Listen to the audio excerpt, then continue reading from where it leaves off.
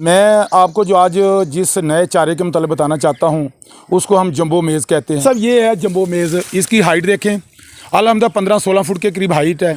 और इस मक्की का बनाने का या सिलेक्शन करने का मकसद ये है कि हमारे जो ज़िम्मेदार भाई हैं उनकी पैदावार 300-400 मन से ज़्यादा अफगोई की नहीं निकलती। एक आप अगर हाइब्रिड लगाते हैं 5 एकड़ तो ये 2 एकड़ से उतना चारा निकलेगा जितना 5 एकड़ से निकलता है। वक्त जिस टांडे को मैं ला रहा हूँ या मक्की के पास खड़ा हूँ, ये आज सिर्फ और सिर्फ 41 दिन की है, 41 डे है। आप इसको हार्वेस्ट कर सकें। आप देखें मैं इसके साथ खड़ा हूँ और मेरे भी काफ़ी ऊपर है, तकरीबन 6 फुट के करीब अभी है। और ये वैरायटी जो है ग्रीन फॉडर यानी कि सब्ज़ चारे के लिए और साइलेज के लिए बेहतरीन वैरायटी है। इसका सबसे बड़ी बात है कि ये स्वीट है, टांडा मीठा है, पत्ता चौड़ा है, नंबर ऑफ़ लीव ज़्यादा हैं, जानवर खुश होकर खाते हैं। कोई नहीं है 100% नहीं है। ये जंबो मेज़ है, सुपर मेज़ जो है, जो इसको कहते हैं सुपर ग्रीन फॉडर। अस्सलाम वालेकुम वरहमतुल्लाह। दोस्तों, मेरे हाथ में आप मकई के कुछ टांडे देख रहे हैं और इनकी हाइट देखें, तकरीबन 15 से 16 फीट के करीब है। और जब मैं हाथ करता हूँ तो इसकी छल्ली तक मेरा हाथ नहीं पहुँचता। अब ये मकई के मुतल्लक जो हम इंफॉर्मेशन लेंगे मोहम्मद अमीन शाकर साहब से। मोहम्मद अमीन शाकर साहब जो हैं वो चारा जात के माहिर हैं और उन्होंने बहुत जो अरसा चारा जात पे काम किया है और अपनी ज़िंदगी जो है इनकी डेवलपमेंट पे गुजारी है। तो इनको हुकूमत की तरफ से एक आउटस्टैंडिंग अवार्ड भी मिला है और बहुत सारे जो दूसरे जो हैं रिसर्च में इनकी कामयाबियाँ हैं। हम इनसे रिक्वेस्ट करेंगे कि वो हमें इस मकई के मुतल्लक जो है वो इन्फॉर्मेशन दें कि ये मकई क्या है, किस मकसद के लिए इस्तेमाल हो सकती है और इसकी जो हाइट है वो इतनी ज़्यादा होने के क्या फ़ायदे हो सकते हैं। तो मैं माइक जो है वो मोहम्मद अमीन शाकर साहब के हवाले करूँगा और उनसे रिक्वेस्ट करूँगा कि वो हमारे किसानों की रहनुमाई करें। मैं आपको जो आज जिस नए चारे के मतलब बताना चाहता हूँ उसको हम जंबो मेज़ कहते हैं। मेज़ 2 तरह की है। जिस तरह आप जानते हैं कि एक ग्रेन पर्पज़ के लिए, दानों के लिए लगाई जाती है, जिसको हम हाइब्रिड मेज़ कहते हैं, मक्की कहते हैं, कॉर्न कहते हैं। दूसरी जो मक्की है वो हमारे जो ज़िम्मेदार काश्तकार भाई हैं वो चारे के लिए लगाते हैं। लेकिन अफसोस की बात है कि हमारा जो ज़िम्मेदार भाई है वो दुकानदारों, धोखेबाजों के हाथ चढ़ गया है।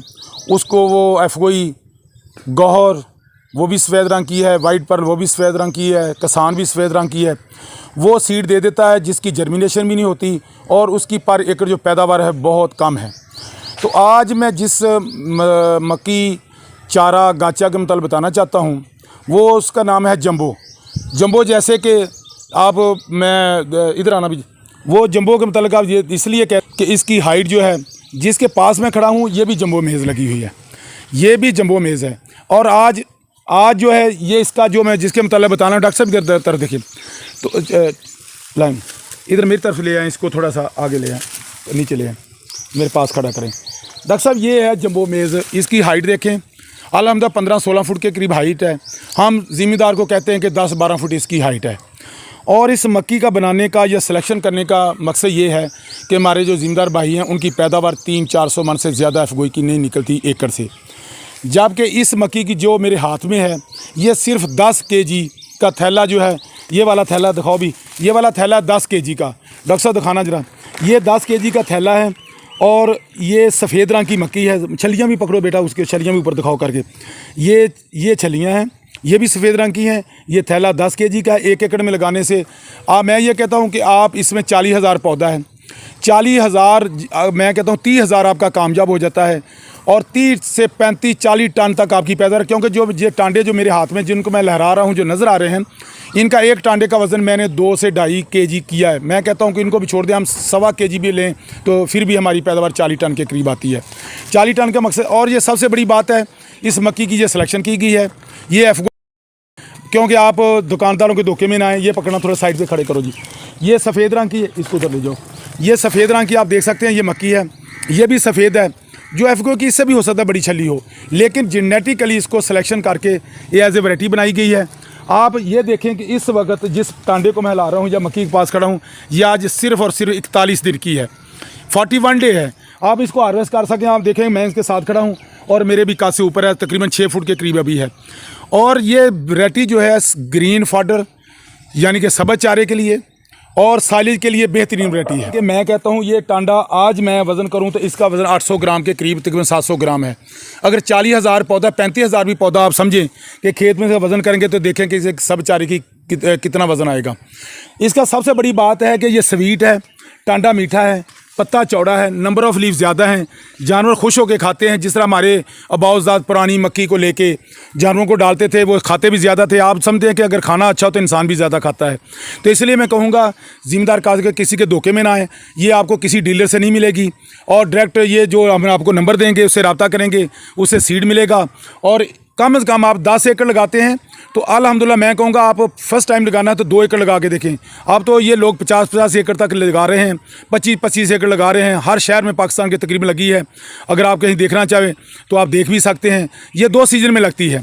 अगर साइलेज के लिए लगाना है तो आपको फरवरी में लगाएंगे इसको, तो वे ये इसकी छलियाँ भी आ जाएंगी और इसका ग्रीन फॉडर भी ले सकते हैं।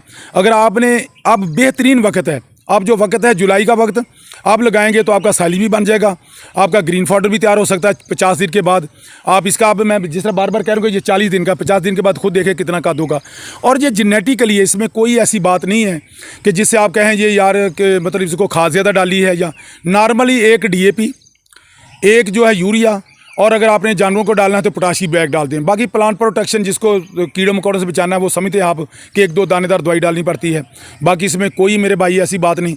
नंबर देंगे हम, कोई डिस्कस बहस कर पूछना चाहें, हमारे से सवाल जवाब करना चाहें तो इंशाल्लाह ताला हम आपको फील्ड में भी ले जाएंगे। आप इसकी जो प्रोडक्शन उसके मतलब डिटेल से और भी बता सकते हैं। तो ये है मक्की जो जिसको जंबो मेज़ SGF 2020 हम कह रहे हैं। इसका सीड लगाएँ इंशाल्लाह ताला। आप अगर हाइब्रिड लगाते हैं 5 एकड़ तो ये 2 एकड़ से उतना चारा निकलेगा जितना 5 एकड़ से निकलता है। तो भी इतना ज़्यादा महंगा नहीं है। थैला भी आपको दिखा दिया है, ये 10 kg का थैला है और ये सफ़ेद रंग की छलियाँ हैं, इससे बीज सेलेक्ट करके बनाया जाता है। तो अल्हम्दुलिल्लाह बाकी ये देख लिया, ये जिस वक्त ग्रेन आता है इसका कद हाइट देखें। जब ज़ाहिर इसकी हाइट होगी, इसका कद होगा, इसके पत्ते ज़्यादा होंगे, सर सब्ज़ होगा तो उसकी सब चारा भी ज़्यादा निकलेगा, जानवर भी शौक़ से खाएँगे। अल्हम्दुलिल्लाह ये पाकिस्तानी वैरायटी है और जंबो मेज़ के नाम से है और पूरे पाकिस्तान में लगाई जा सकती है। 2 सीज़न में लगा सकते हैं, इसकी अच्छी पैदावार ले सकते हैं। इसलिए मैं किसान भाइयों से कहूँगा कि आप किसी के धोखेबाज के बातों में ना आएँ। एफगोई नहीं है, 100% नहीं है, ये जंबो मेज़ है, सुपर मेज़ जो है, जो इसको कहते हैं सुपर ग्रीन फॉडर है और एक कादावर है। डॉक्टर साहब और कोई पूछना चाहें या करना चाहें इसके मतलब तो आप मुझसे पूछें। बाकी रही लगाने की, तो ये इसको ट्रीट करके एक दफ़ा लगाएं इंशाल्लाह ताला। आप भी लगाना चाहें तो आप असल में सीज़न जो है ना साइली के लिए वो बेहतरीन है। वो निकलती 22, 30, 17, 18 ज़्यादा से ज़्यादा अच्छी निकलेगी तो 17-18 टन से निकलेगी अल्हम्दुलिल्लाह। जबकि ये वाली मक्की है ये 35-40 टन तक आराम से निकल आती है, क्योंकि इसका कद बड़ा है, मीठी है, जानवर शौक़ से खाते हैं, वनडे का खर्चा भी कम है, दूध भी इससे बढ़ता है। और जानवर और किसान भाइयों को मैं मशवरा दूंगा कि बी लगाएं, बेशक तजर्बे के तौर पर लगा लें। इंशाल्लाह उसके बाद आप लोग खुद बी लेने आएंगे, आप लोग खुद ट्राई करेंगे, खुद कहेंगे कि बी के लिए पीछे पीछे आएंगे। तो ये मैं तारफ़ी तौर पर इसका इतना तफसील से कोशिश कर रहा हूँ कि बताने के लिए आपको, और कोई इसमें साइंस रॉकेट से। जी, हम शाकर साहब का शुक्रिया अदा करेंगे कि उन्होंने इतनी डिटेल में तफसील के साथ इस मकई के बारे में हमें बताया। और ये पौधा देखकर ही हमें अंदाज़ा हो सकता है कि जो फॉडर के लिए है इससे बेहतरीन बीज और कोई नहीं हो सकता। आप हाइब्रिड को भूल जाएंगे अगर आप ये वाला बीज साइलेज के लिए या चारे जात के लिए लगा लेते हैं। तो हम स्क्रीन पे एक नंबर भी चला रहे हैं, आप उस पर मज़ीद मालूमात के लिए रब्ता कर सकते हैं। और अगर आप सीड मंगवाना चाहें तो भी वहाँ उस नंबर पे रब्ता करके मंगवा सकते हैं।